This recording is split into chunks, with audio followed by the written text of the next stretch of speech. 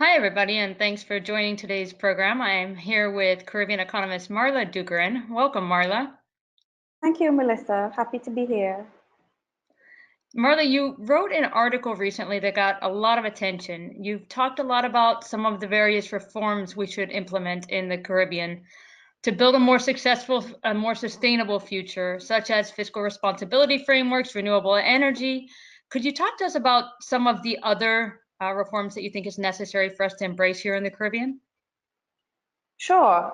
Um, it's so, first of all, I want to start with the fact that I think, the Caribbean has the most potential from, and of course, my view is biased, but in terms of where we can go as a people and as a region, uh, our potential is limitless. But still, we are the slowest growing region in the world. We're the most heavily indebted region in the world, the most violent and murderous region in the world, and of course, the most vulnerable to climate change and natural disasters. So, on a per capita basis, it's no surprise that the Caribbean has the highest level of net outward migration in the world.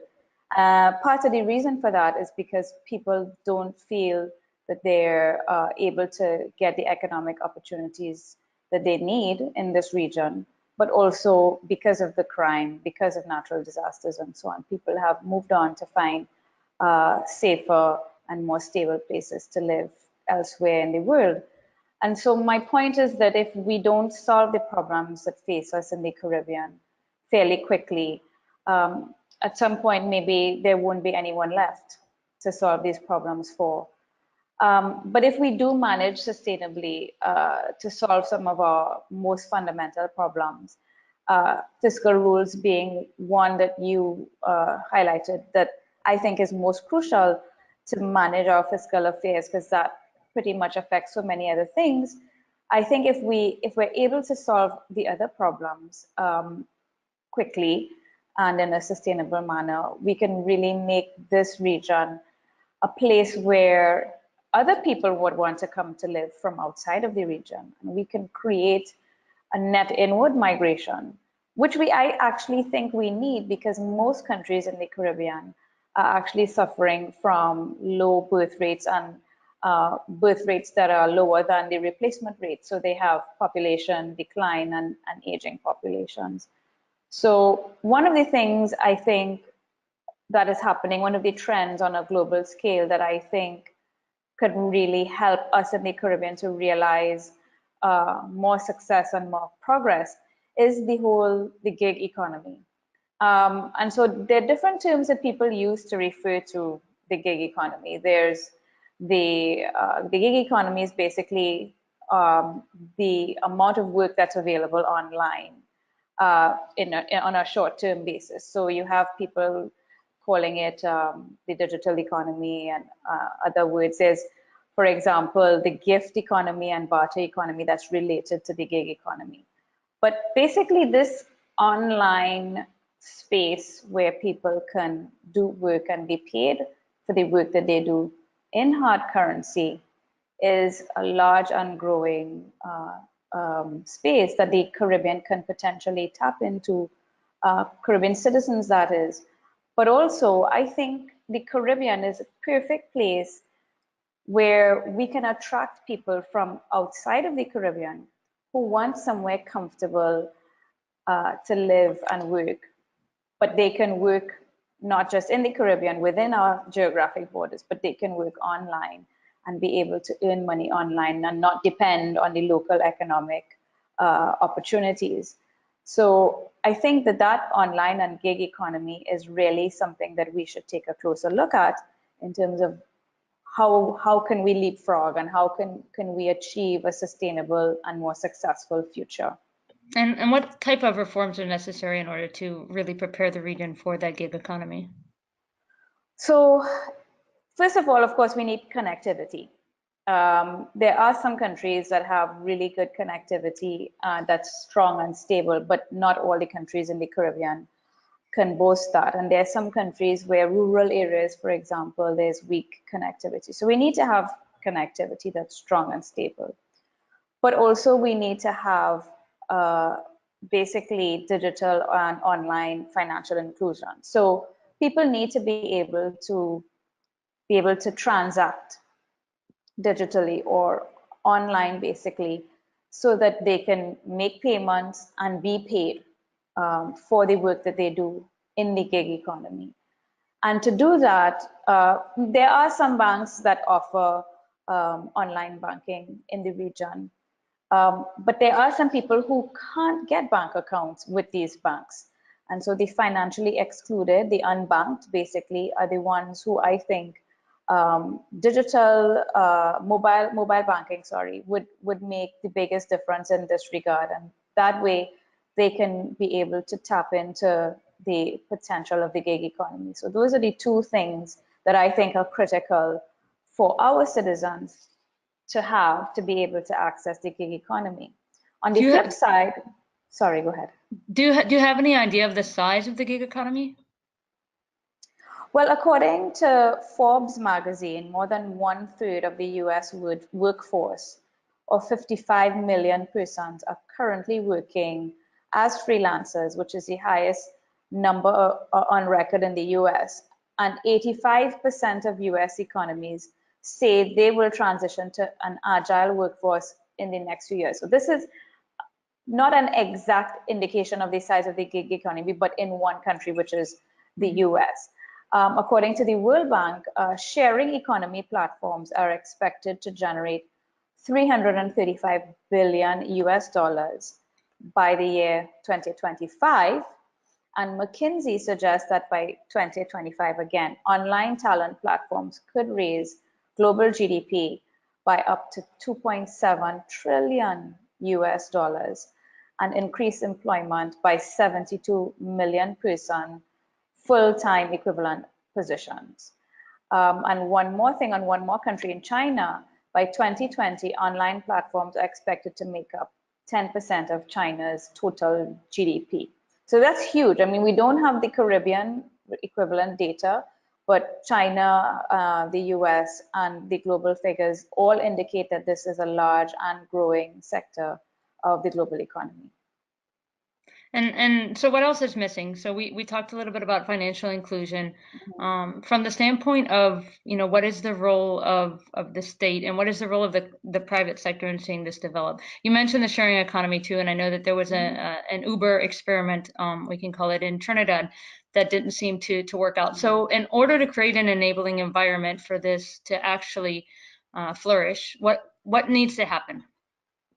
So apart from the digital financial inclusion and the basically the connectivity that we need to allow people to access and tap into this growing sector of the global economy, we need local governments, private sectors. We need to have security.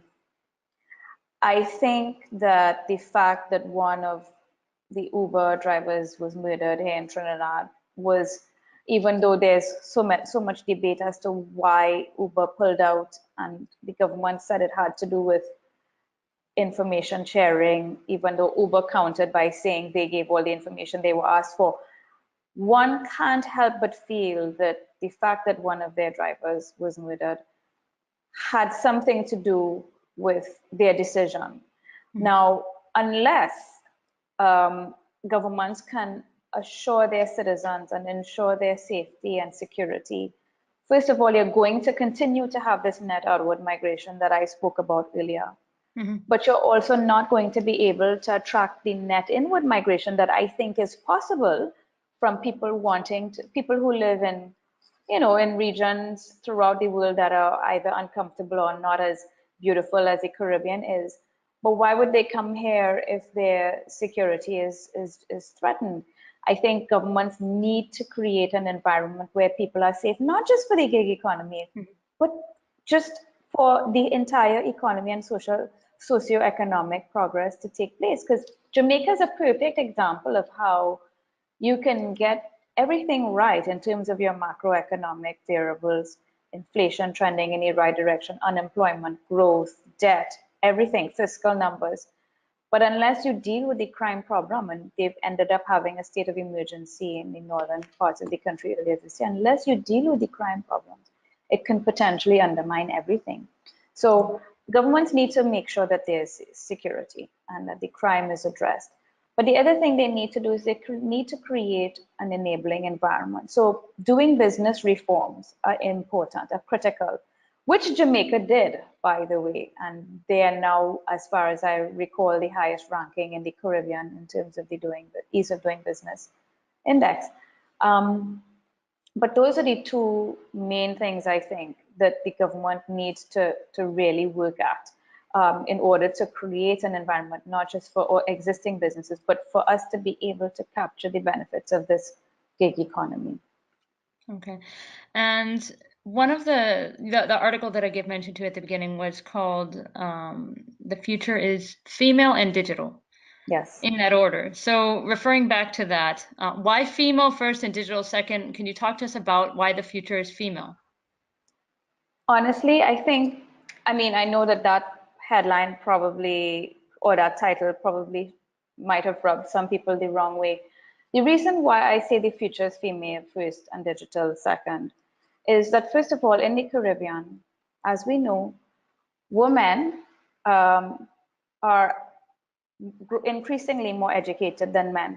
As a matter of fact, if you look at the World Economic Forum's gender gap analysis for the Caribbean, we actually closed the gender gap, meaning that there isn't a gender gap with respect to education in most Caribbean countries, according to that index. So women and men are either equally educated or women are more educated than men in some countries.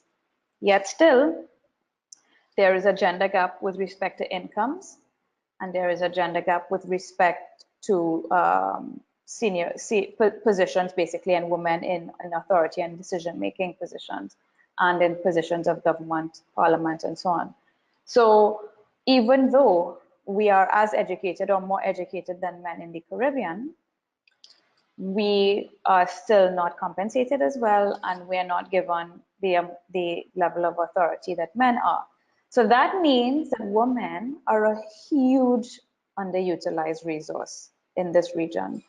And if you think about it, much of the Caribbean, especially the English-speaking Caribbean, primary, tertiary, and in some countries, primary, secondary, and in some countries, tertiary education is free, which means taxpayers are paying to educate all of these women who are not able to achieve their potential in terms of their earnings potential and in terms of their career potential.